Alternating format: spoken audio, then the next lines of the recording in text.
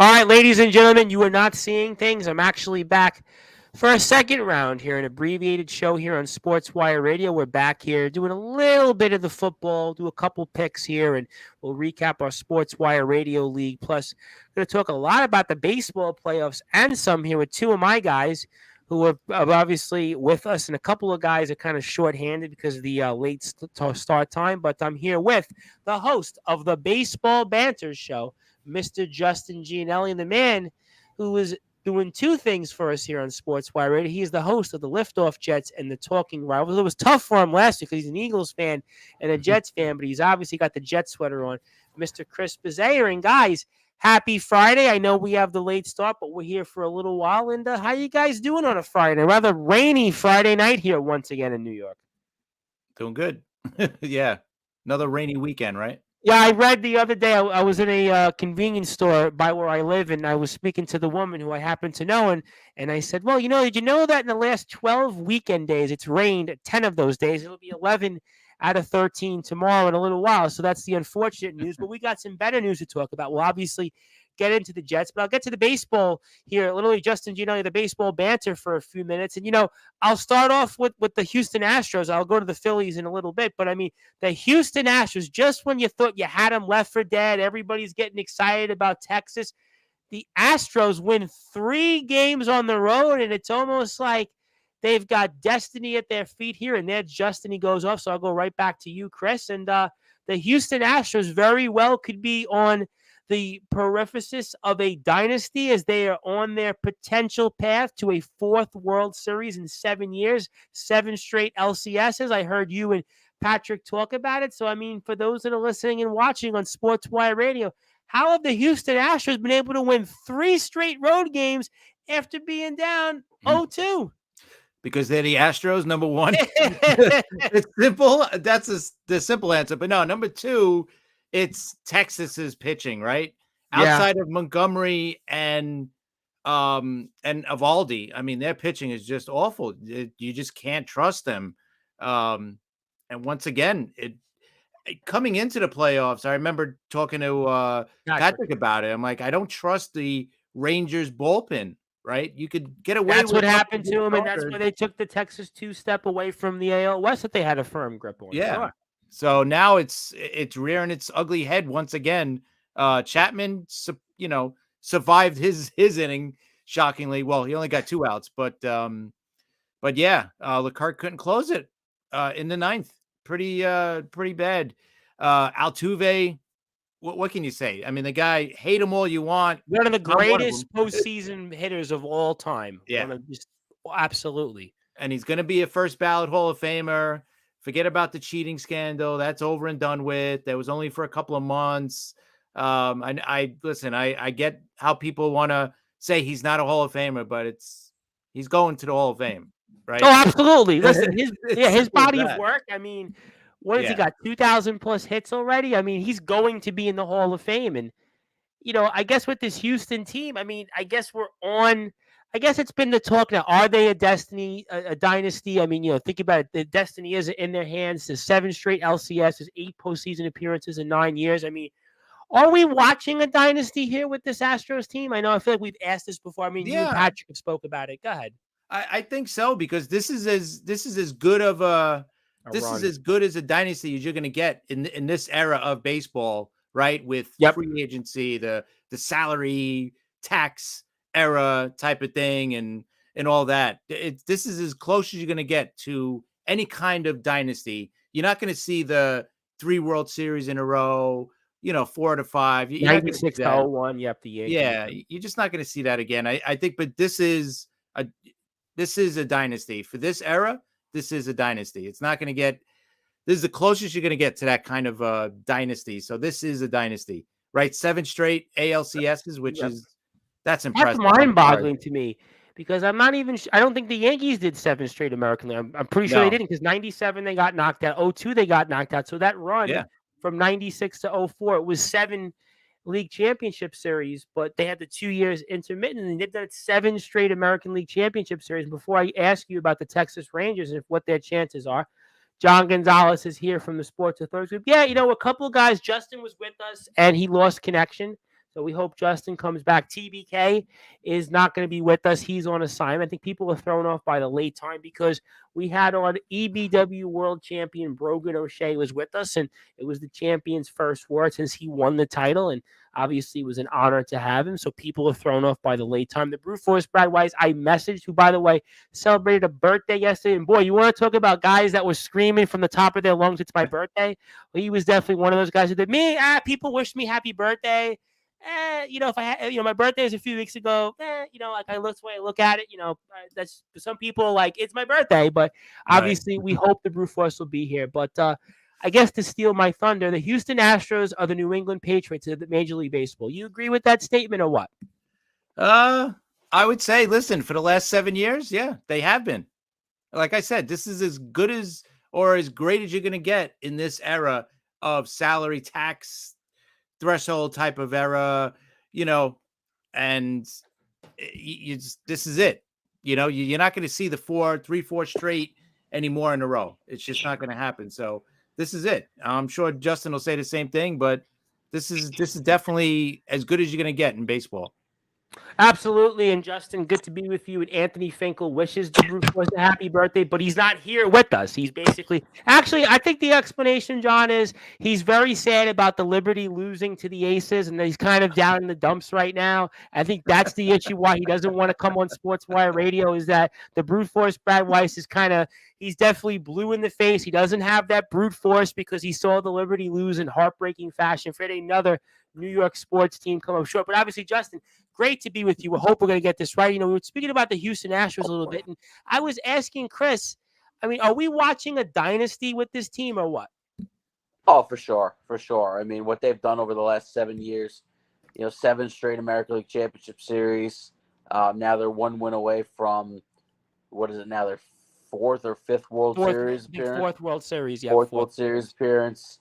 And 3 of the last 4 years, going to the World Series in 1920, actually 4th time in the last 5, actually 4th time in the last 5 years. Yeah. 19, 21, 22, and now 23. And obviously the 17 championship. And then they won it last year. Remember, we haven't seen a team repeat since the 98, 99, 2000 Yankees. We have not seen a team repeat in almost 25 years. So what the Astros are doing is just simply incredible. And name a player who rises to the occasion quite like Jose Altuve does at the biggest of spots. In that down 2 in that 9th inning to hit that 3-run homer to put Houston ahead. He's just made of. I don't know what he's made of. He's just he's just an incredible player, and the Astros just continue to get it done. You thought things were swinging when Adolis Garcia hits that 3-run homer off Verlander in the 6th, and they take that 4-1 lead, but they kept chipping away, and then down 4-2, Altuve hits the 3-run homer, and all of a sudden we go from the Rangers just really just taking control, dominating the first couple games of the series, to 2-0 going into Texas, and they hadn't lost the playoff game, and they lose all. And they hadn't lost the playoff game the whole year. Then they lose 3 at home. What a topsy-turvy turn of events. Crazy. You know exactly who to blame, right? It's Max Scherzer's fault. Well, it's funny you said that. Well, for one game at least. Well, it's funny, and I'll get to John and Anthony's comments in a second. But it's funny because Max Scherzer. We spoke last week on the show about Clayton Kershaw and his struggles in the postseason, but Max Scherzer is like right behind him of late. These last couple of postseason outings, he struggles. He hasn't pitched in over a month. He comes back. You're feeling really good about Texas. If you're a Rangers fan, you have Scherzer on the mound. You're up 2-0. You haven't lost yet in the playoffs. And now, I don't even know where this team goes from here to come back, because now you got to win 2 in Houston. They're not. They're not. They're not. And I think it's over. Let's see. Tomorrow's Saturday. It's over Sunday. So Sunday, it's over Monday. Sunday. I think the Astros are going to finish off, win a 4th game in a row. I don't see this going to Game 7. They just have that championship DNA. No matter how many pieces change right? Because obviously they're coming off last year's World Series, right? But you still got guys like Altuve and Bregman and now Verlander, who's been a part of 2 championships. And Dusty Baker finally learned what it's like to actually win. Yeah, the big one Dusty last year. Baker went from a guy Finally that gets his World Series. Yeah, he went from a guy who couldn't win the big one, and now you're looking at him and where do you put him in his career? If he wins a World Series this year, it'd be 2 World Series back to back. And I mean, think about the man he's managing against. He would only be 1 World Series behind. Bruce Bochy has been to 4 World Series in his career, and has won 3 of them, and all 3 with the Giants.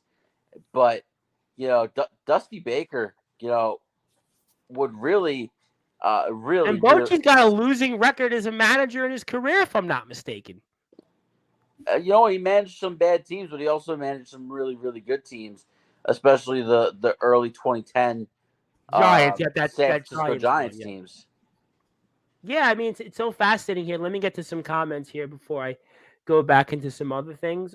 Anthony likes to say, loved seeing Garcia get drilled after the bat flip. That's baseball. So Anthony, I think, is a little under the weather, which everybody seems to be these days. And I hope Anthony for sure. is feeling better. Yeah, I mean, I'm 4 weeks almost still in a cold. It's like, I'm getting there, but it's the slowest, slow as molasses. But hope he feels better. John Gonzalez likes to say Anthony likes the Aces. He likes the Aces probably for different reasons, but I'm going to not mention those reasons.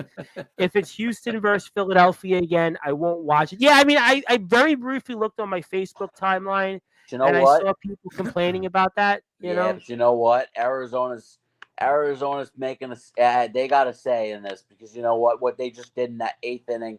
I know we'll spend a little more time on it in a minute, but what they just did in that 8th inning to get the 3 runs, all charged to Craig Kimbrell, and now they're Seawald's trying to close it out. Arizona's going to have every shot. Yeah, I think unlike the Houston-Texas series, if Arizona wins, all 4 home teams will have won. Right. Instead of all the road teams. But they're gonna have to win a game in Philly. Of course. That's gonna be the tough thing. Oh, yeah, that Philly crowd, I think we saw that in the Braves series. That Philly crowd is going to be definitely fired up, and especially even if the Phillies are behind, they're still going back to Philly. That's the one difference I think with Texas, was that this was really in Texas's court almost. I mean, they're up 2-0, and it was really, you had firm serve. Whereas, all right, even if you Philly, you lose these games, or you're coming back to Philly, you still feel confident about this team. And I have some more comments here. John Gonzalez says Texas is toast, and Anthony Finkel says Texas toast. I guess he's had Texas. I don't even know what that tastes like here, but just give it to Houston already. Well, listen, I'm not ready to say that Houston's winning the World Series, because as you guys pointed out, and I'll go with Chris, obviously Patrick has been very high on the Diamondbacks. Yeah, he's been high in Arizona before the season started, so he was one of those guys. And maybe we're seeing that this team can kind of, with their rookies, with their manager, and their kind of their own heart, they've come back here in this postseason, won some games from behind, and if they find a way here to win, it's a new series, 2-2, and it becomes a best out of 3. And maybe Arizona does have a shot here to at least make this series go 6, if not 7 games. Oh, absolutely. I think it's definitely going to go at least 6 games, obviously. But like I said earlier, they're going to have to win in Philly. I don't know if they're going to be able to beat Philly in that environment. I mean, that is a tough environment. The only team that could probably do it is going to be Houston, right? Yeah. They're just, like you said, they're just built. They're a championship built team. I don't think Texas. I wouldn't have started Scherzer. Getting back to his start, I wouldn't have started him. Like you said, he didn't pitch in over a month. I think I would have had him coming out of the bullpen. Something like that. Maybe for an inning or 2. Then maybe start him. If you get to a game 6 or a game 7. But no, I thought that was a mistake. But the real problem. The real problem is Andrew Heaney couldn't get out of the first inning last night. Oh, good point. So as bad as Scherzer is, what us in New York want to just crush Scherzer because of how things ended with the Mets. But the reality is Andrew Heaney is the real dog in this situation, because you still have the Scherzer. Yes, they lose that game on Wednesday night, right? But last night You have the opportunity to take back the series. You're still at home, right? You're still up 2-1, and Andrew Haney can't get out of the first inning. I mean, Well, what have we that's seen in as this unacceptable as it postseason? gets. That was an issue we spoke about with the Dodgers last week on the show, was that their pitchers couldn't get out of the games early. They had to rely on coming from behind, and you couldn't do that. And here was a prime opportunity. We saw it in the Twins-Astros series, Yep. and Houston goes back there. It's 1-1, and you see it in Game 3. Houston gets a bunch of runs early, and Minnesota had some chances. They had bases loaded. They had different guys on, couldn't get through, and that was kind of the difference. It was the same thing in yesterday's game. And these teams, what we've seen in the postseason is if you jump out to an early start, Texas and Tampa was another example. I mean, if you get out to a strong start in these series and you have to rely on your bullpen, it really is tough sledding. And Texas, again, is obviously Texas two-stepped away from now. They're down 3-2. And obviously it remains to be seen what happens with the Phillies and D-backs. Certainly, we're hoping for a long series, and John also wants to point out Paul Sewald. Obviously, yes, Paul Sewald is on the mound out there. So I guess obviously everybody thinks certainly that maybe the Phillies and D-backs will be a long series. And so you guys both think then that series can go to the distance as well? Good. I think so. Arizona might win tomorrow and send it back to Philly 3-2, and then Philly has to win both games at home. I could definitely see that. Hopefully it does. Hopefully it goes 7 games. That'd be nice. We always love seeing a Game 7. So yeah, Game 7. Game 7 in sports. It doesn't matter if it's in the NHL. It doesn't matter if it's in the NBA. It's just always great to see a Game 7. And Sewald just struck out Trey Turner, so we're officially going to Game 5 at 2-2. All right, that's very good news for baseball and sports fans in general, and also Game 6 in the Rangers-Astros series will be Sunday night, 8:03 p.m. I have 8:03 p.m. first pitch. Whoever came up with the 3, I would certainly love to know why. I gotta say, it's kind of funny, to be honest. I'm glad somebody. I will say though, what I will say though, after a lackluster wild card round and a lackluster division series, we're being treated to some great LCS. Play. Yeah, good point, because the league championship series, I mean, the Phillies Braves was okay, Astros Twins, but there was no drama in these series. Nobody went to a winner take. First of all, in the wild card round, nobody went to a winner take all Game 3, and nobody in the first round went to a winner take in the division series went to a winner take all Game 5. And now, even though we had the situation where Texas won the first 2 and Philly won the first 2, Arizona and Houston equally responded. And Houston even further now that they've won 3 in a row. Arizona didn't surprise me because I did think Arizona could get at least 2 out of 3 there. They played really well in the postseason. I do believe in karma and a young, free-spirited team. I know Houston's played really above. They've played on the road versus to home, but I did not expect Texas to go out and lose all 3 games in their building. I just did not. I honestly thought that. But you know what? I also didn't expect Houston to drop both games at home. To be fair, right? That was a shock. Houston had a losing record between the playoffs and at home in the regular season. Have a losing record. I think that's the most fascinating stat that I've heard. But also, too, I believe, if I'm not mistaken, they're now 10-1 at Globe Life Field. The Astros.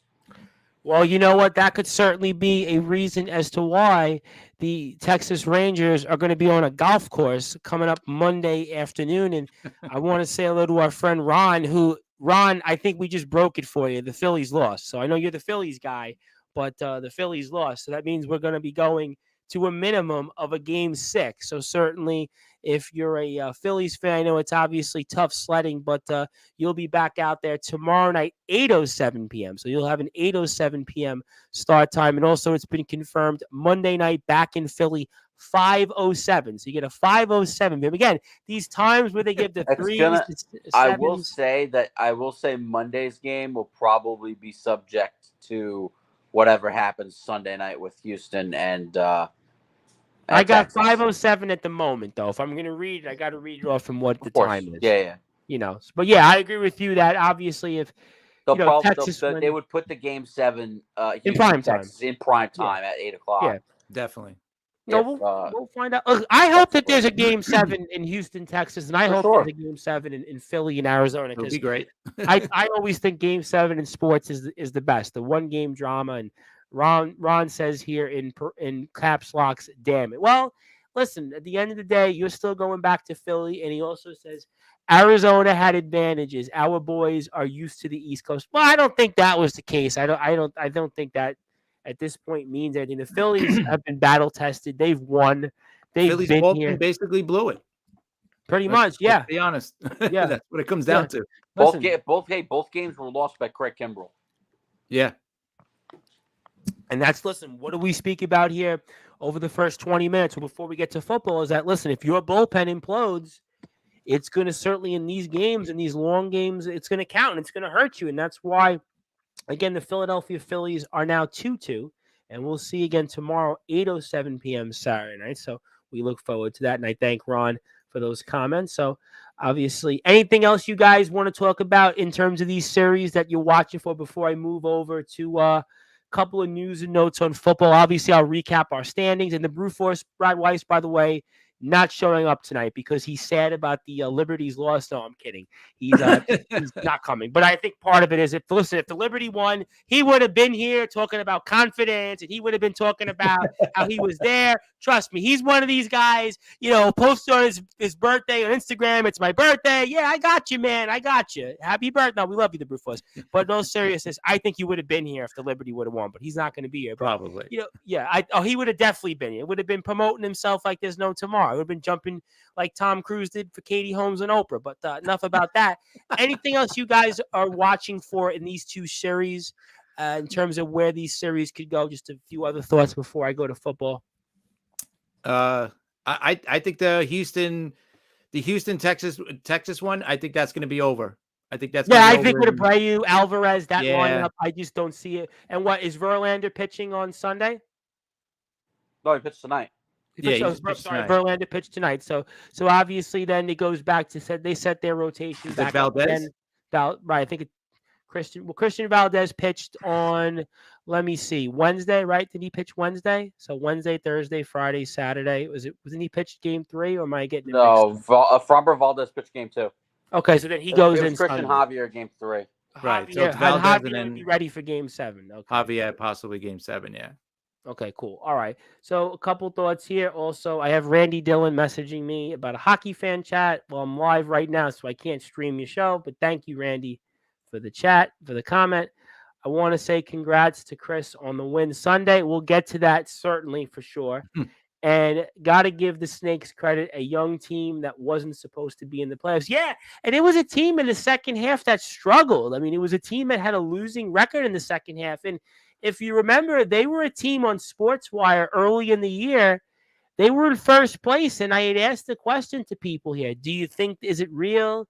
Is this team going to be able to hang on? And a lot of people were like, not sure, not quite sure where this team would, but they kind of got lucky. They backed into the playoffs. And by the way, maybe as a sign of things to come, the Astros swept the Diamondbacks the last series of the season, and the Diamondbacks wound up making the playoffs as a last wild card. But yeah, it's a team that, didn't have any momentum, had none of that, but yet they beat the Brewers, took care of them. And the Brewers, again, were a team that played really well in the second half. And the Dodgers, everybody thought that would be a foregone conclusion, and they took care of them. And they've battled back against the Phillies. So, yeah, got to give a lot of credit to the Diamondbacks. No question about it. And John also wants to say, typical, Seawald was awful with the Mets. Look at him now. Well, listen, change of scenery. See it all the time. Justin Turner, right? Justin Turner Seattle. He was great, right? Well, yeah, that tells you something there.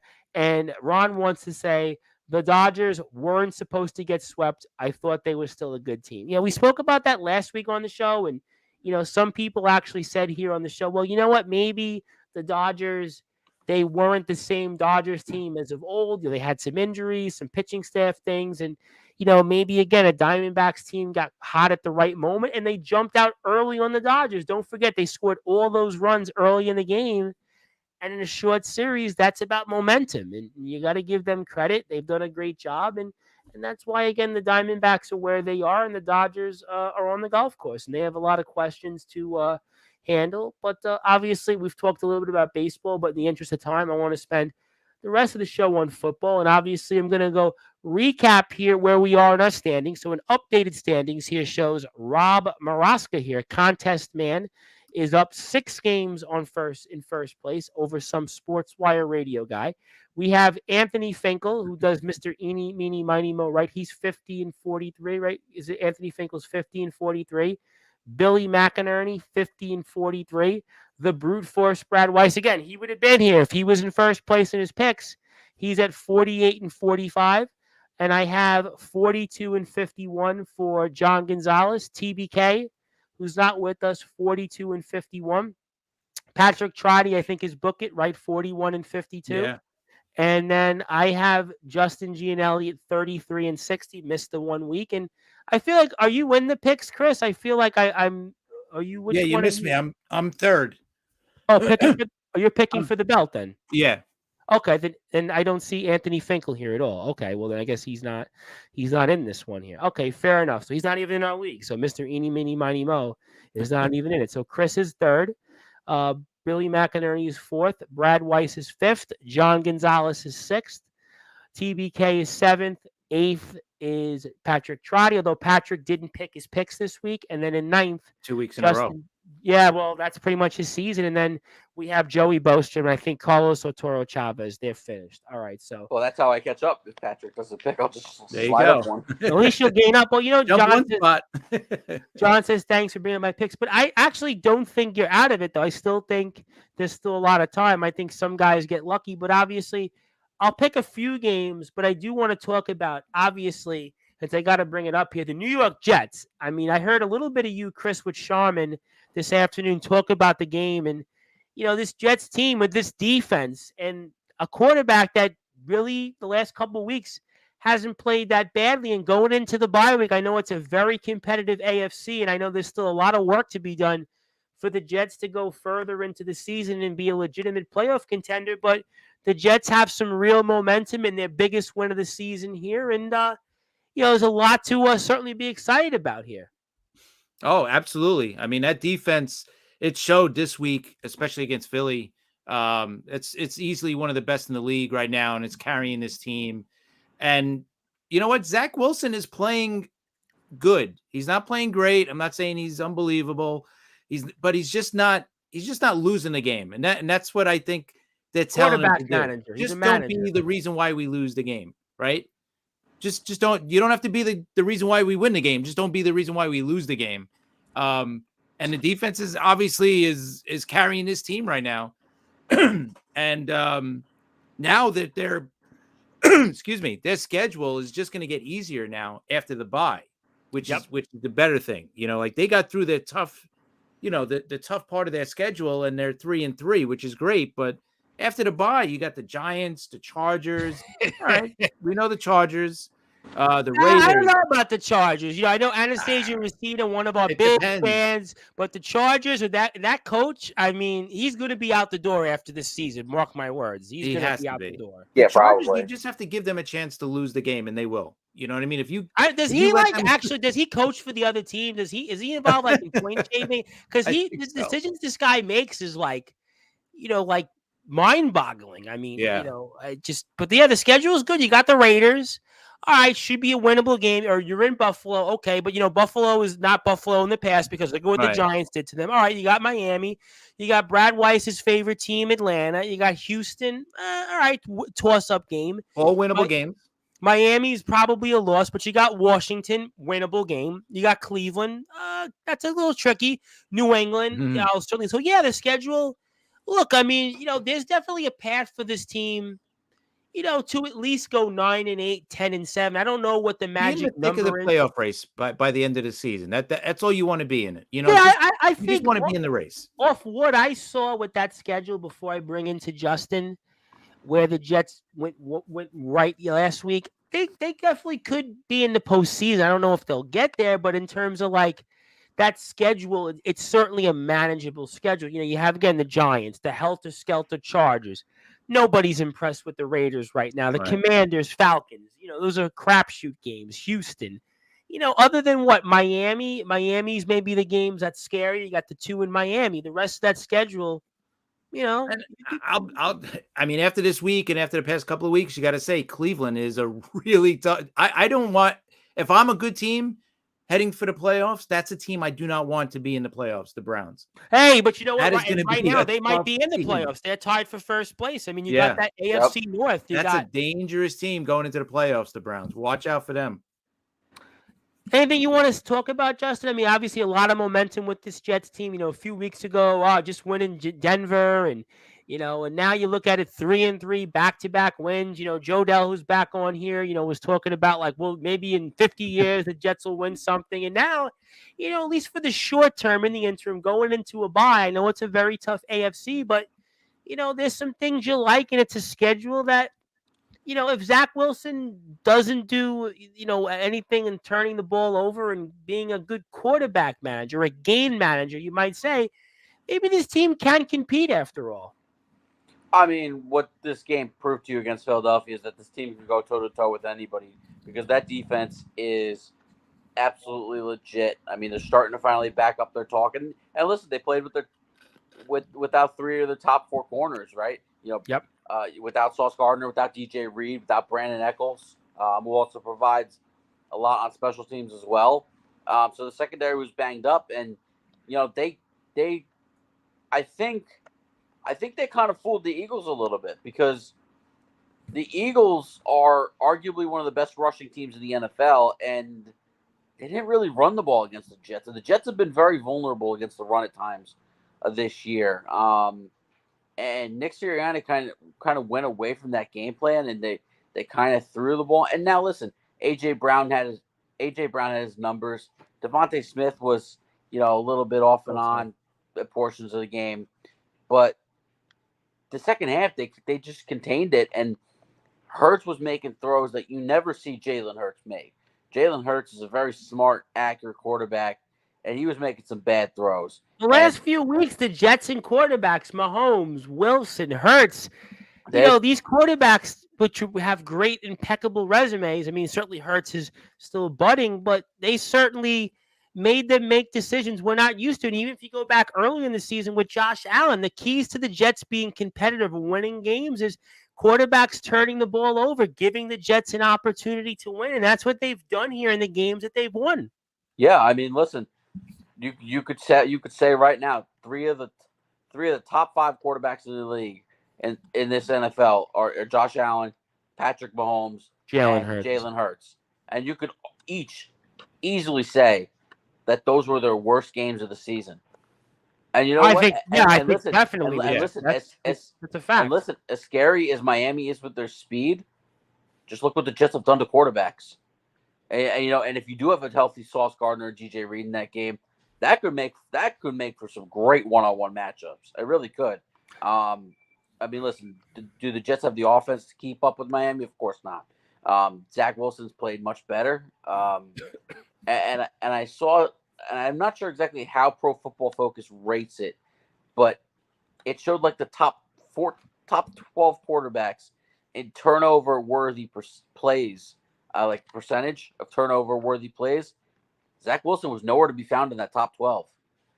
He's taking care of the football. He's making better decisions. So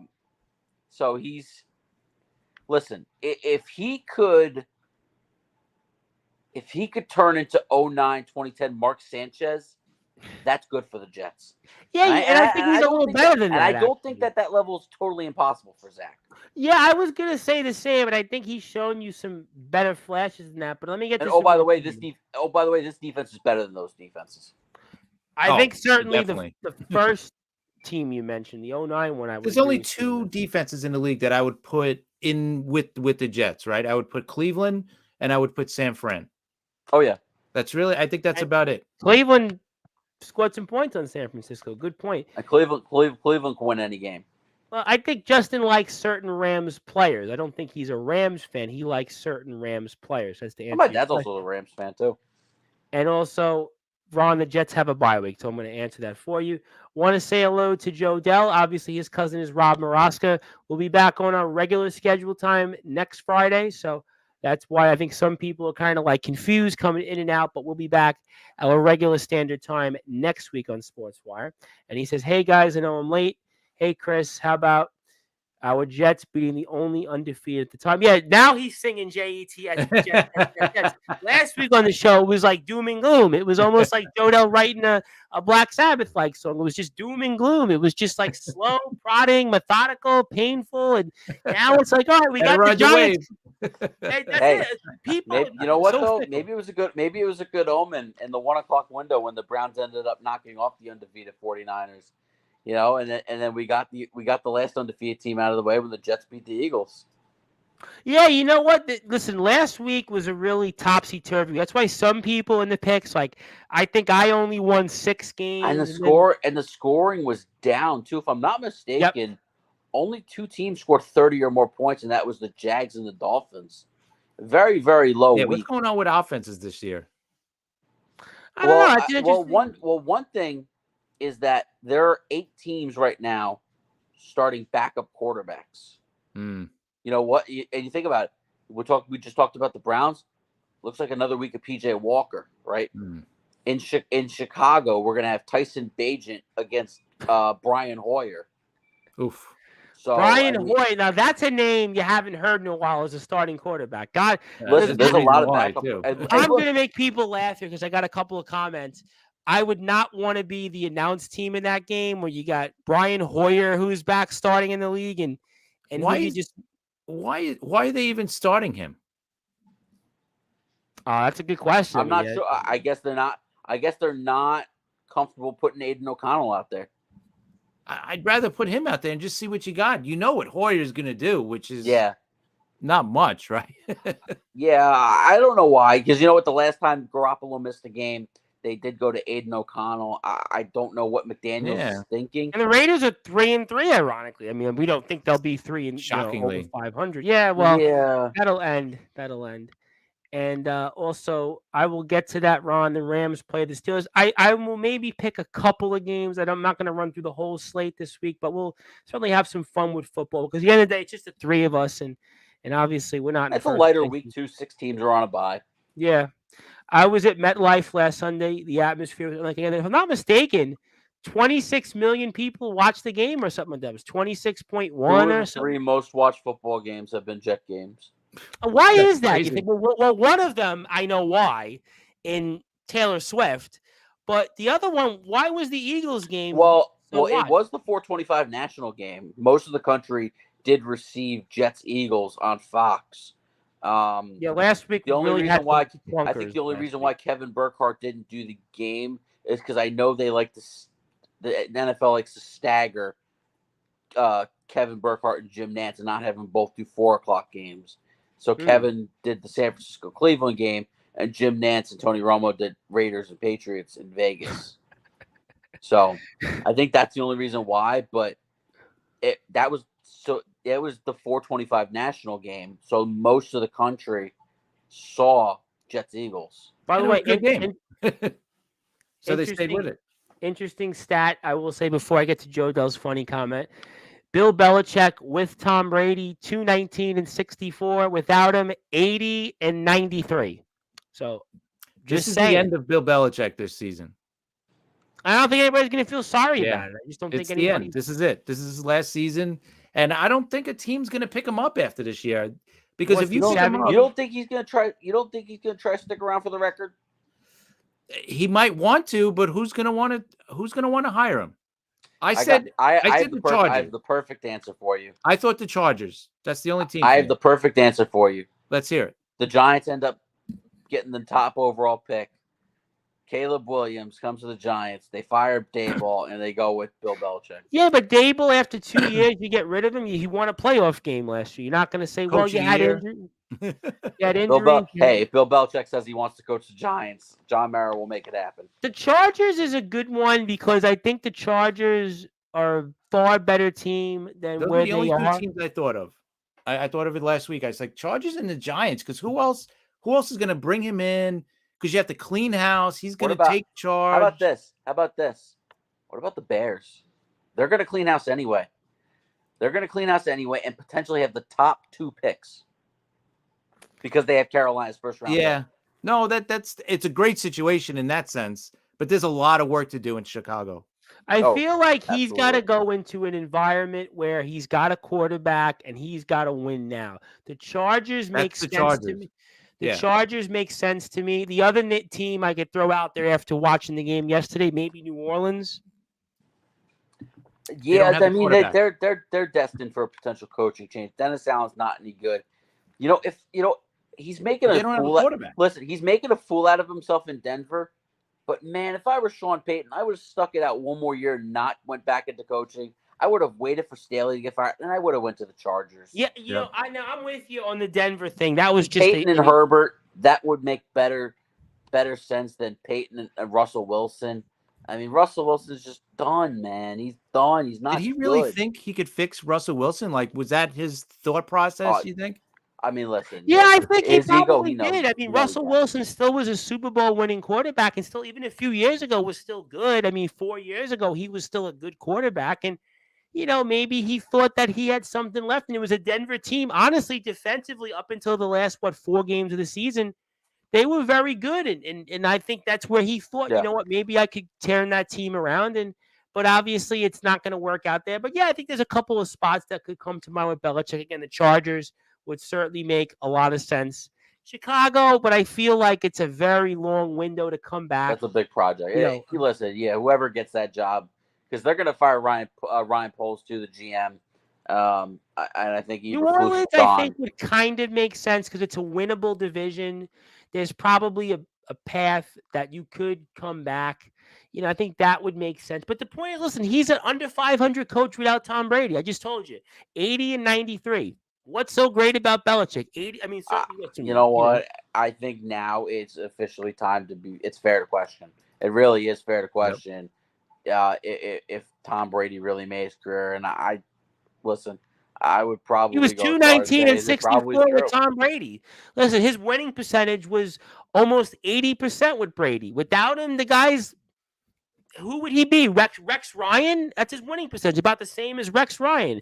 Rex Ryan actually had 2 championship game appearances. Belichick a great defensive mind for sure, but obviously he's got a problem with building a team too.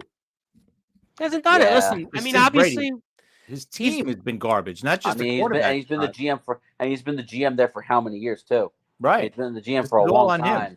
So I mean, once Brady was gone, you kind of figured it'd be the end of him. Now, they're worse than I expected this year, but I didn't think they'd be great, but they're worse than I expected. And then, of course, and Brady has on his resume that he won a Super Bowl with the Tampa Bay Buccaneers his first year there. So Brady had a couple of good years. Brady's greatness can be unquestioned. As for Belichick, it's fair to question. I think it's very fair to question because I think, again, to me, the body of work, if you look at coaches in this league, leave aside the work. I mean, who are we comparing him to? Rex Ryan, Todd Bowles. But think about it. He's going to go down as, second most wins of time for coaching, right? Yeah. Sure. Yeah. I mean, but to me. Super Bowls. I mean, that's pretty. I don't think it's. Listen, he's still going to go down as one of the greatest. But to call him the greatest head coach, that's where it's going to. I don't think he is. I just told you. I don't think he is. I mean, I think one of the greatest. There's coaches that have been able to adjust in this league. I mean, listen, people knock Tomlin all the time, but his teams are always competitive. At least, I mean, he's been able to, adjust. Certainly, he had Roethlisberger for a long time. You know who I think could go down as the greatest coach of all time? Andy Reid. Andy Reid's a good one. Yeah, and you know what? Belichick's chasing the record.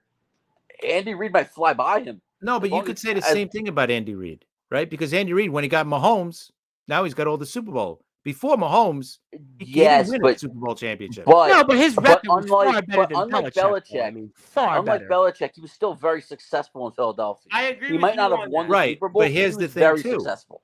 Right, but here's the thing too. With Andy Reid, he had a great GM working with him. True. Belichick is I think that's Belichick's biggest negative is that he wanted to be in charge of everything. If he got a GM and said, "Okay, put together this team, I'll be the coach," his ego got too much in the way. Yeah, look, I think ultimately at the end of the day, Andy Reid did good. I think it's a fair point, Chris, you make. But Belichick, to me, the point is that he's overrated. Let me go to Joe Dell. Rob Maraska is so old, he needs a time machine to unclog his arteries. Now, can we confirm that? I would love to know. I wouldn't want to be in the room when he's actually doing that, but if that is true, certainly tell us when, where, how, and why. Bring back the Niners, old coach. Well, which one? Which one are you referring to? I mean, which one are you referring to? Doug Peterson is at. Are you sure about Doug Peterson is at Jacksonville's? He's rebuilt Jacksonville. Doug Peterson's one of the best coaches in football. He's done a very good job in Jacksonville. And a team got a Super Bowl. And look, Jacksonville wins a playoff game last year in first place in the AFC South. Got a couple nice wins back to back. We doubted them. And listen, I said coming into the season, I looked at them as a potential 12-win team, 12-5, 13-4 kind of team, just because of the division they're in. A little bit of a softer schedule. I don't think they'll need 12 to win the division. They're 10-2. They're 10-2 in their last 12 games, going back to last year. Yeah, I think if you look at the South, if you win 11, you'll comfortably win that division. I think even 10. Absolutely. I think even 10 in that division. And they're 5-2 right now. Yeah, so I think if you go 5-2, you do the math. You safely go 11-6. That will put you 6-4. Texans are playing much better than we expected, but they're still, I think, a year away from really being a division. Because Stroud's going to be a force, but Ron wanted to clarify Jim Harbaugh, but I think Jim Harbaugh is in Michigan right now. I don't think he's coming back. No, he's not going anywhere for a while.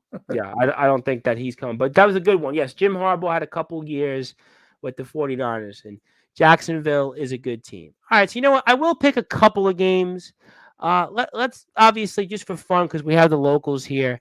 We'll do one game here locally, and I'm trying to look at. We'll do Philadelphia, Miami, and we'll do San Francisco, Minnesota. So, I guess Chris, I'll pick it just because we don't have the Jets off this week, but we have the Washington Commanders, the brute force, one of his favorite teams who are on the road as favorites against the New York Giants. And I'm almost perplexed, Chris, because the Commanders are only 1.5-point favorites here. I guess maybe it's because Vegas really respects what the Giants did last week in Buffalo, despite a game they basically hand-wrapped. I mean, but I am going to ask you your thoughts here on a 1 o'clock matchup, Washington on the road, as they are 1.5-point favorites against the New York Football Giants, who seem destined, as Justin spoke about a few minutes ago, as a team heading to the draft lottery.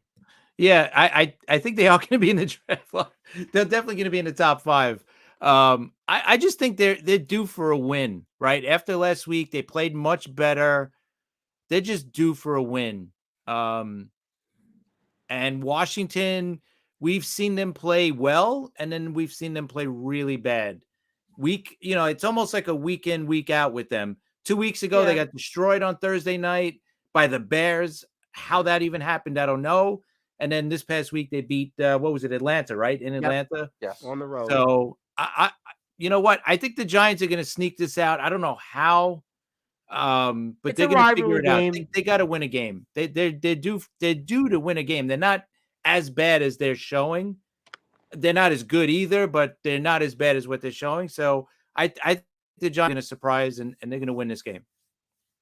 Fair points. I mean, I agree with you on Washington. Washington starts 2-0, and then they lose 3 in a row and show nothing in 2 of those games, and then they come back and beat an okay Falcons team, despite what Brad Weiss says. But Justin, again, I would have thought though Washington would have been maybe 3.5-point favorites here in a matchup because they did get a good win on the road against Atlanta. But alas, they are still 1.5-point favorites against the Giants, who I will certainly have a different take on that. Stay tuned for my pick. But, what do you think here in this matchup? 1 o'clock NFC East, old school rivalry, as old school as it is, between the Commanders and the Giants. Well, to everyone's surprise the other day, the Giants were dealt with yet another blow on the offensive line. Guard Shane Lemieux suffered a torn biceps in practice on Wednesday. So he's going to be placed on IR, and that basically ends his season. Evan Neal's been hurt. He doesn't have an official, I think, a questionable designation he has. Their offensive line is just such a mess, and going into this game with Jonathan Allen, Montez Sweat, Chase Young. I just don't know how the Giants handle that defensive line. Washington. Say what you want about the rest of this team. The best part of them is their defensive line, and for it to be the Giants' biggest weakness, their offensive line, I think spells big trouble. I think Washington wins this game. I think Howell will do enough.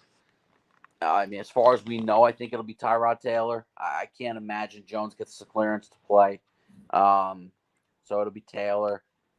And listen, he's a little bit more mobile than Daniel Jones, but that defensive line, I think, is going to cause too much havoc. And listen, they haven't scored an offensive touchdown since week 3. And that's all you need to know about how bad the New York Giants are. And I think that I think that the Commanders win this game. And they had 2 opportunities literally at the end of the first half and the end of the game, and they were Well, that was just an absolute disaster. I mean, all right, we really quick got to get to that. I mean, how does that happen? All right, first of all, Tyrod Taylor's been in the league for 12 years. All right, Mike Kafka, who calls the plays, can't give him a play to check out of. It's got to be a pass play only. There's 14 seconds left. You know that there's no way you're going to be able to get back up to the ball and spike it, right? You're not going to have that time. So why you gave Taylor the option to check into a run play is mind-numbing. But then to not have the awareness, to have been in the league for 12 years and to still check into that run, like something should have clicked in your brain, like, wait a minute, why did you give me a run play? There's 14 seconds. We have to throw it. We have 2 shots into the end zone if we throw it. It was all around stupidity, from Brian Dable to Mike Kafka to Tyrod Taylor, all around a big F up, if you know what I mean. Absolutely agree on all fronts. And Joe Dell wants to say, before I get to my pick, taking a team loaded with talent to a Super Bowl win is not impressive, but taking a mediocre team to the Super Bowl like Bill Parcells did in 1986 is Parcells my pick for the best. I don't think the 86 Giants were mediocre. Maybe. Oh my God, that team was loaded. Yeah, that team was loaded with Harry Cross, Carl Banks, Harry Carson, Lawrence Taylor. No, that's not a good example of not a loaded Joe team. Morris. I actually have a Joe. Was a great quarterback too. Joe Morris was very good running back. In fact, I actually have somewhere a Joe Morris autographed football, and I'll tell the quick story real quick. As a kid, when my dad was working, he was working on Wall Street at the time. It was Prudential Securities, and at the time Joe Morris had got a job after he retired from the Giants. He wound up getting a job. I think he was like he was like in the food business or something. And he wound up having a speech, and he autographed my football at the time. And I still have the football, but the signature, the ink, pretty much wore off. And I have a Joe Morris autographed football. He was very good for a few years. Mark Bavaro was also obviously Rambo. Oh, great tight end, Mark Bavaro. Yeah, the Giants weren't mediocre. The second team, maybe the talent in the 90 team, maybe wasn't as loaded as 86, but Parcells they lost Sims that year, and Hostetler had to play. Yeah, I mean, listen, I think Parcells is a very good coach, but I think 86 they weren't mediocre. I agree with you, but getting back to this game, it's hard for me to pick the Giants after a game that was kind of hand-wrapped for them to win, and they were basically blew it the way you explained, Justin, and they kind of self-destructed. And I know it's Commanders, Giants, and you have to throw records out the window when these teams play, but I just feel like, to me, that was a game. I don't know if it would have saved the Giants season, but I certainly think it would have gave them a little bit of momentum. And I think Washington, again, despite everything, they're in their usual 3-3 spot, Riverboat, Ron Rivera, and they have a little bit more talent. I guess maybe I trust the Commanders a little bit more, and there's maybe payback for last season and that game on Sunday night. So I kind of say Washington wins here, but it'll be a rather bland football game here. So that's my opinion. I'll get to the Sunday and Monday night games in a second.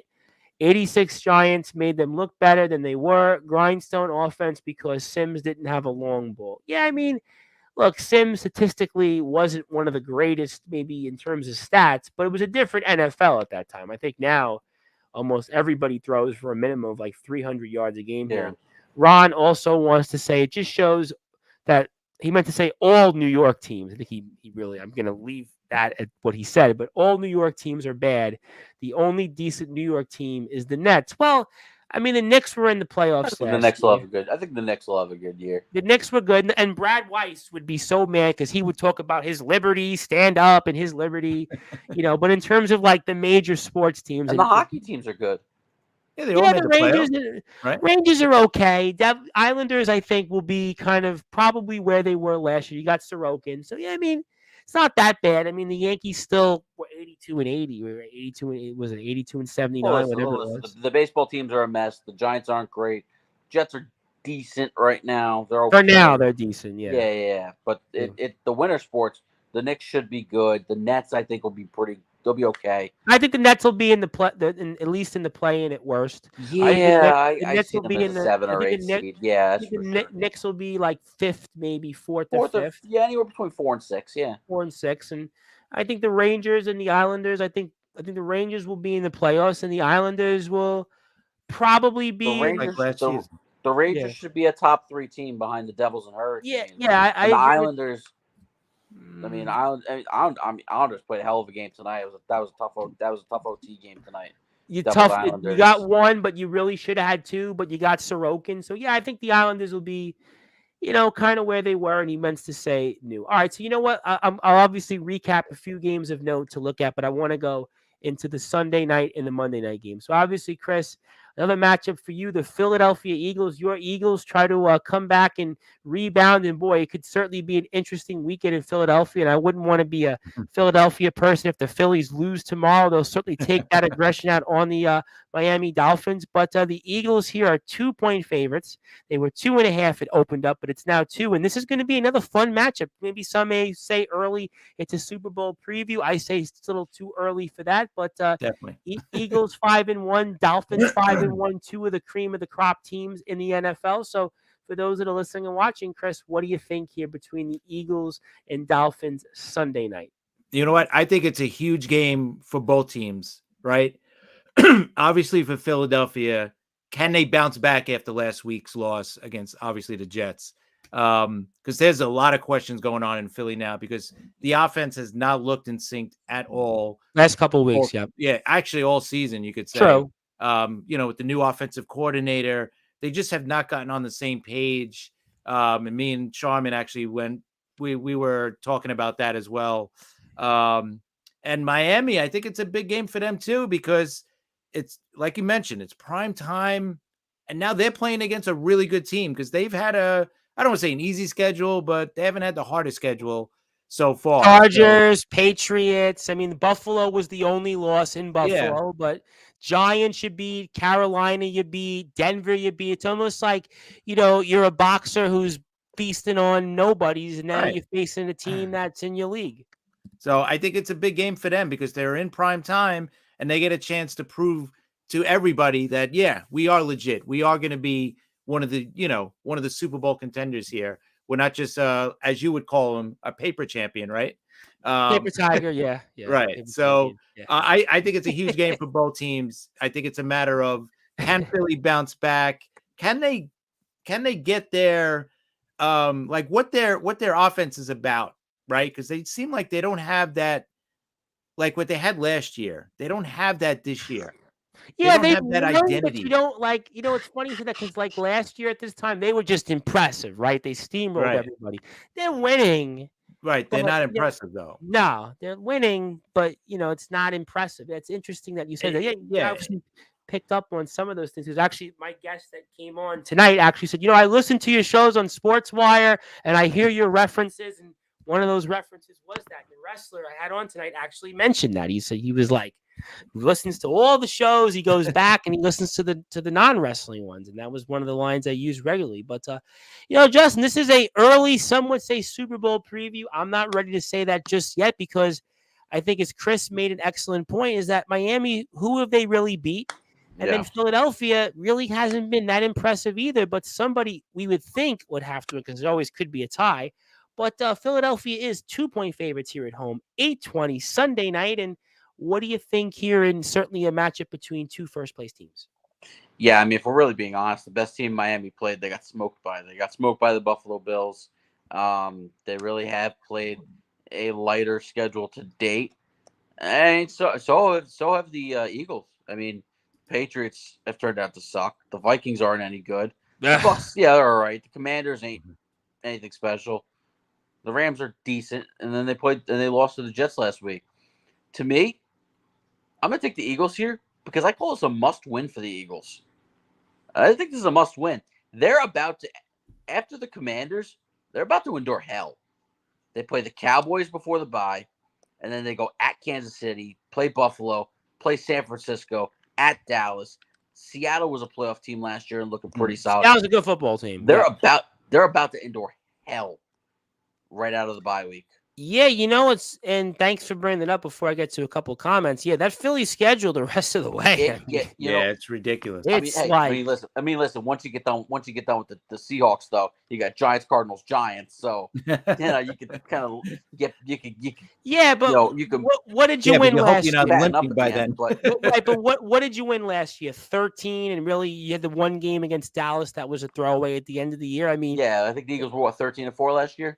Yeah. And if you don't win on Sunday with that schedule to get to 13, I think would be a very steep road. I mean, I think the Eagles will be in the playoff. Yeah, it's gonna be tough because you're in Kansas City. I would expect to split with the Cowboys. Yeah, I think you get a split with them. Yeah. I think you do beat Kansas Washington. City at Arrowhead's gonna be tough. The Bills and Niners, although it's in your own building. The Bills they should beat. The 49ers. I don't know. The Buffalo don't impress me either right now. Listen, Buffalo does not impress me at all. Buffalo's, don't impress me. I think right now the 49ers is still the best team in the league. I'm going to get to them next. I'm going to get to them next. But, I want to pick Miami in this spot, but I think I agree with you guys because I thought about it. I picked them against Buffalo thinking, all right, this Philadelphia team's a buzzsaw. They're a juggernaut. And I kind of feel like, who have they really played? At the end of the day, it's in Philly. It's going to be a loud crowd.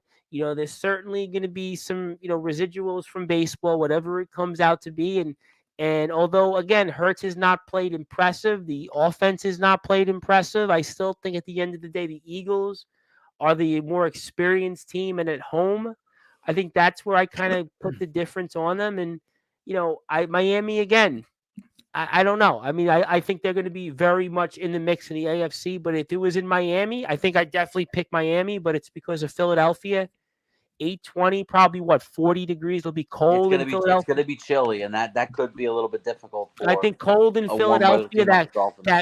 You'll get the first, I guess, your first cold air probably of the season, right? 40 degrees in kickoff, maybe. And for the Dolphins players, it'll feel a lot more colder than that.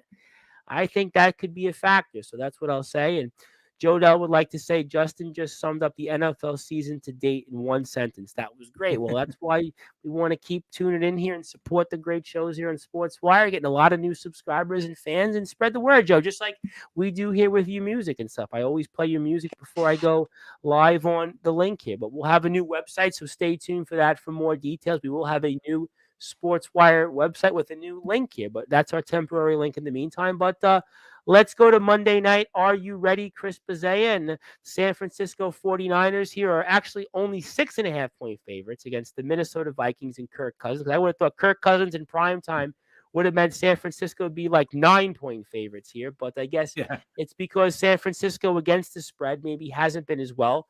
The loss against Cleveland, and look, Vikings, maybe they'll be competitive. I don't know.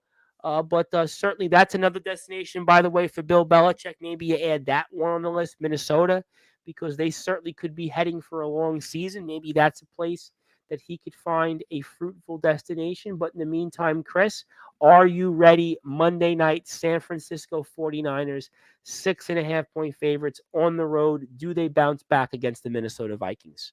San Fran will 100% bounce back on the road at Minnesota. We know what Kirk Cousins is in Minnesota on prime time. No Justin Jefferson still. San Fran, like I said earlier, I think is the best team in the NFL. The only reason, and listen, they, as bad as they played last week against the Browns, they still should have won, right? They missed a 40. Absolutely. Listen, they kicked the field goal was right there for them. Should have won. Yeah. So I think listen, if that kid hits that field goal, we're talking about, oh, San Fran is still undefeated. They got through Cleveland, whatever. But anyway, I think San Fran bounces back in a big way, and it's going to be one of those games that you're going to shut off at halftime or midway through the third quarter. San Fran's going to win big.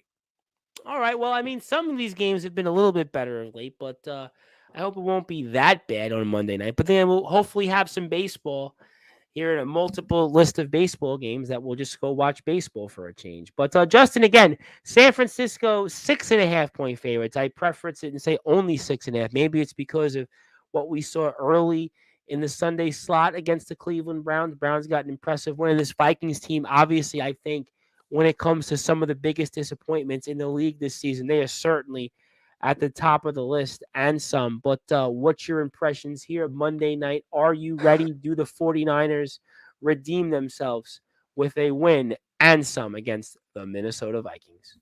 Yeah, I struggled with this one. And with us having to pick the game on Thursday before the Thursday night football game. That has to change, by the way. That has to change these things. If we could have them locked before each game start, like each window starts. Well, that was Brad trying to rig the things in his favor. And he still, with all the Brad rules, he still can't even get himself in first place, the poor guy. The only reason why I say that is because my opinion is totally based off of San Francisco's injury report. I mean, listen, my pick in is San Francisco, and I guess I'll stick with that. But let's not make light of Christian McCaffrey, Deebo Samuel, Trent Williams all logging DNPs the first 2 days of practice on Thursday and Friday. Now it's a Monday night game, so we'll see what Kyle Shanahan lists them tomorrow and what kind of participation they have. But I mean, San Francisco's coming into this game very banged up. So I mean, not only did they lose to Cleveland, I think they lost 3 significant players, right? Trent Williams, one of the best left tackles in all of football. Deebo Samuel, one of the most electric athletes in all of football. And then Christian McCaffrey, the best running back in football.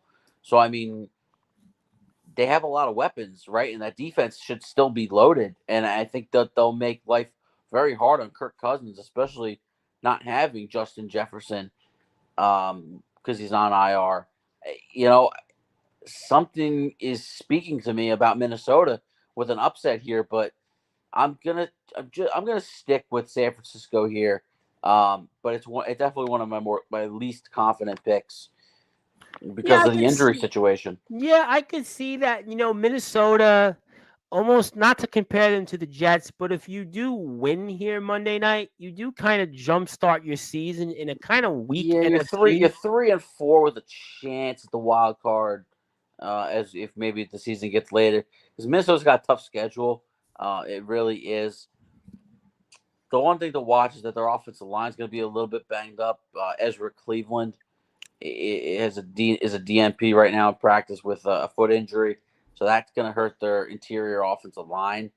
So I think that's going to hurt the run game, and we'll see who steps up. I mean, nobody really stepped up. I know they beat the Bears, but nobody really stepped up last week in the absence of Jefferson. I know Addison caught a touchdown pass. T.J. Hockenson caught some passes late, but nobody really stepped up in J.J.'s absence. So it's going to be interesting to see how Kirk Cousins responds this week. That's a good point. And again, we'll certainly see. And the Vikings do still have the Lions twice. They have the Bengals. They have the Packers twice. Yeah, a lot of games are going to seem that they're not better than. Saints, Falcons are probably toss-uppy games, maybe games you don't like them in. So, yeah, I mean, look, a win certainly does save your season, but it's hard for me to pick the Vikings because, again, last year they were so bad in these games in terms of picking them, but also I don't know. I don't trust them. Kirk Cousins, primetime, 49ers with vengeance, looking to prove why they're still the best team in the league, or certainly at least in the NFC. And I kind of think here, because it's 6.5, it's a gift. Maybe if it was 9 or 9.5, I'd say, you know what? Kind of like when I thought, and I picked Arizona over San Francisco. Well, the spread. I'm going for the spread. But in this case, you get that nice hook where if they win 24-17, you're covered. You got the win. That's exactly why I was kind of like, you know what? I feel hook number. Yeah, exactly. There you go. That's the hook number. I kind of felt like comfortable. If it was 8 or 9, I would say, you know what? Maybe you have a point. Yeah, it would be dangerous. All right. So before I get to 2 other things in closing thoughts, Hendricks didn't have many bad nights, but certainly I did do my paper in my music class in college on Jimi Hendrix. I probably have that somewhere. San Francisco ends the season with 3 losses at most. Probably. They're taking the win. Yeah, actually, yeah, I can see that 14-3, 13-4. What did they win last year? 13. So I mean, yeah, that makes sense. I could see that. All right, so you know what? Then obviously, those are some of our picks. Obviously, some other games of the week that you might want to pay attention to that are good games. Baltimore and Detroit, obviously, that'll be a great matchup. That'll be one to watch. Rams and Steelers, obviously, another one of our teams on Sportswire. I think it'll be an interesting matchup. And, not too many other games I think that are really, it's like Justin said, it's kind of a light week. I mean, maybe Cleveland, Indianapolis is an okay game. Tampa Bay and Atlanta. But it's not a superstar studded week. So if you were going to take a week off, like a TBK, a brute force Brad Weiss, Rob Maraska, this was the week because it really isn't that many great games. I mean, Anastasia Racina's Chargers are going to be on the road against the Chiefs. Good luck with that one. But again, I think it's a light week. I think Ravens, Lions, Rams, Steelers, those are good games. Those are definitely 2 fun games. By the way, TBK hasn't shown up since I called the Ravens overrated. Well, last week he was on assignment. This week it was the late time. I think, guys, honestly, I will give him the benefit that he said he will be back next week. We'll have a full manpower of people on the show, so he'll be back. Brad Weiss said he couldn't get up late, but he couldn't get up. He had to get up early, whatever it was. But he always gets up early. He would have been here. Listen, Brad Weiss, if the Liberty would have won, would have been here with his pom-poms like anybody else. He's a sore loser. What can I say? He's a competitor. He's a sore loser, and he lost. And that's unfortunate because we were all rooting for the Liberty, but Denver's getting stomped out. Yeah, Denver, I mean, I think Denver's heading for a long season. You're a Packers guy. Yeah, Green Bay in Denver, although it's only a 1-point game. So that's a winnable game if you're Denver. Yeah, well, he's a Packers fan, so he's going to obviously toot the company horn. So he's going for the Packers. But yeah, of course. I mean, I don't know. I mean, look, there's a lot of other games. Listen, Tampa Bay, Atlanta is an okay matchup. I mean, that's like I said, Cleveland, Indianapolis. Might be in Indianapolis. Maybe that's a mildly interesting game, but not as many good games. But this is some of the things we thought here on Sportswire Radio today. Again, if you like some of the things you want to comment, check us out on YouTube. Follow us.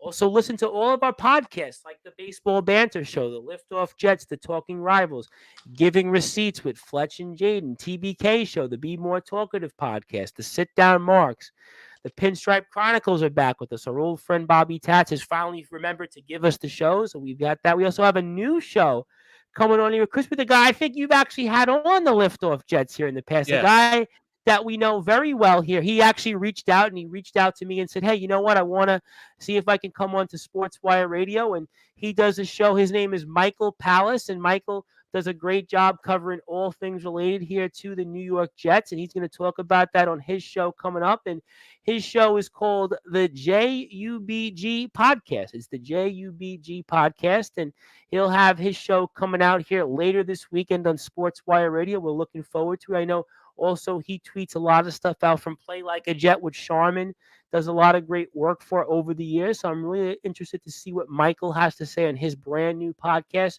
which will air here on Sportswire Radio. And again, you can follow Michael. You can follow him very easily on Twitter at JUBG Podcast. That is JUBG Podcast. So definitely check him out. He's a good follow. Does a great job talking all things related to the world of football, and he has his streams also on Twitter. So definitely check him out and some. But certainly we ran the gauntlet on talking all things here for a little while until what my voice can hold up. But Chris, I give you the floor now. I want to give you some closing thoughts. Anything else you want to plug, share, or say? And the floor is yours. And anything else you want to plug on the podcast, be my guest. Thank you, Tom. Justin, great show, guys. We're probably going to wait a day or two so we could kind of preview the World Series. Patrick and I with the Talking Rivals. So maybe it won't be out on Monday, maybe Tuesday or Wednesday. Depends, Wednesday, yeah, because I think how everything works out. The longest the game 7 would be Tuesday or Monday, depending on the league series. Yeah. So the World Series, you got a few days. That's fine. Yeah, so we'll see. And then, our usual Wednesday, we'll give you the Liftoff Jets. We'll be previewing next week's game, Jets and Giants. Hopefully it's another win for the Jets. It should be, but we'll see. We'll be reviewing the games from this previous week and doing our thing as usual. So definitely hit me up at CP7NY, Liftoff Jets, at Talking Rivals, and we'll see you guys next week. Looking forward to all that. Obviously, it'll be very interesting to see what Giants team we get. Also, looking forward to the baseball show. I know Rob Maraska was listening to it, and I listened to it quite a bit this week on Sportswire. I've been trying to go back to the method of promoting some of these shows through clips, these little almost vines, they call them, these little 2-minute clips. So we're doing that. Baseball Banter did it a bunch of times for the Pinstripe Chronicles, and I'll even do a collage from time to time. So great stuff with that. And Joe would like to say, great show, guys. Good night and God bless. Likewise to you, Joe. And one of these days, one day, I got to get you on Sportswire Radio to talk about some of the things you're doing, and we'll make that happen in the near and distant future. But Justin, want to give you the floor to close out the show tonight. Obviously, your 3 locks of the week, I'm sure you'll talk about, and also maybe some other things you'll plug. So I turn it over to you. Floor is yours. Be my guest. All right. Thank you, Tom. Yes, Chris, great show yet again. We'll start with the 3 locks of the week there. Last week, a little bit of a tougher week. We went 1-2. Damian Pierce over 54.5 rushing yards did not hit. The Tyler Lockett over 53.5 receiving yards hit. And then I took the Bills to cover the 15.5 against the New York Giants, and that one didn't work out. So overall, 9-9 on the year. That's not bad. Not too terrible. This week, first one I'm going to give you is I'm going to go with Commanders Giants under 37.5 total points. I think it's going to be an ugly, low-scoring slog. This is kind of going off the potential basis of a Deshaun Watson return on Sunday for the Cleveland Browns, but Amari Cooper over 63.5 receiving yards. I actually think even P.J. Walker might be able to help Cooper attain that number. And I think this is going to be more of a bounce-back week for Devontae Smith. I'm going to give over 53.5 receiving yards. I think they're giving you a little bit of a low number there. I know A.J. Brown's been more of the focal point of the offense for the Eagles in the past game, but I think we're going to see Devontae Smith have himself a pretty big week. So those are the 3 I'm going to go with this week. As for the baseball banter, kind of like Chris, I'm going to hold off until the World Series starts and give a good preview. I think, Thursday is Game 1? Do we know what day Game 1 is? I can actually pull it up here because the crack staff is always working hard day and night for those things. So for those that are listening and watching here on Sportswire Radio, World Series 2023 Game 1 is Friday night. So it's actually Friday night. So a week from tonight. Yep. So the schedule is we got games 1 and 2 Friday, Saturday. Monday is Game 3. And then from there, it's Tuesday, Halloween is Game 4, Wednesday Game 5, 6 Friday, and 7 is November 4th, Saturday. So the baseball season gets later and later, November 4th. Yeah, it does. Well, actually, and it was a couple more days later last year because of the lockout. The season extended 3 extra days at the end. So I'm going to wait till the World Series. Obviously, we got a whole week. I mean, my guess is by Monday night we'll probably be wrapped up with the LCS. Because like I said, I think Houston's gonna finish the job on Sunday night in Game 6. I think with the shows, both you guys Wednesday or Thursday, I think is a good. That way it gets everybody. Get it in a day or 2 before the World Series starts, and I'll post the clip. Get the views. A good feel for the World Series right before it starts on Friday night. Yeah, and we'll be here live talking about it. We will be back in our regularly scheduled time. So I know we've actually got some other offers, but I'm going to bring everybody back for this slot. So we'll do that again at 10 o'clock. Other than that, you can follow me on Twitter at JGNelly12, Instagram JGNelly91. And I'll see you guys again next Friday. Absolutely looking forward to again. We'll be back on regularly scheduled standard time. So we'll be here at 10 o'clock and we'll have the rest of the guys back with us and we'll talk pretty much everything that we always do on Sportswire. But obviously, again, I want to thank everybody that's tuning in. I'll be back here Sunday night, 8 o'clock with, I actually forgot who my guest is. So forget if you even heard this point, but I actually literally forgot. I just know who he's from. It's the TF crew. I forget his his name. Oh, he won't be listening, but I'll be back Monday and Tuesday. Those names I definitely know for sure. The Bone Shaker and Mr. Judgment, the reigning defending DBW World Champion. Then Wednesday afternoon, I'll be here 3 o'clock with Walker Wall Street of CCW. Then Friday, the same slot, I'll be here with Rico Justice. So those spots I definitely remember. But until then, I want to thank everybody that's out there that supported us. I want to thank Brogan O'Shea of XCW for opening things up with us. And Ron would like to say, have a good night, guys. Yes, have a good night as well to you, my friend. Thank you for your support. And hope to hear from you more often. And want to thank everybody, including Chris Bezea and Justin Gianelli, who held the fort for us. Obviously, shout outs again to also John Gonzalez, Anthony Finkel, Joe Dell. We look forward to having the likes of Rob Maraska, the Brute Force, Brad Weiss, the sore loser, but no kidding aside, happy birthday, Brad, and TBK back with us, plus much, much more, along with Randy Dillon. So my name is the Reverend Tom Bryce, your voice of all wrestling, the host of Sports Report, the owner of Sportswire Radio, and alongside me tonight was Justin Gianelli of the Baseball Banter Show and of the Liftoff Jets and the Talking Rivals, Chris Bezea. And also thank you to Michael Palace of the JUBG podcast. I don't know how to say it. I'll have to sure learn it. The JUBG podcast. Looking forward to hearing that, the newest edition of the Sports Wire team. But until then, good morning, good afternoon, good evening, wherever you are on the number one global radio station that is Sports Wire Radio.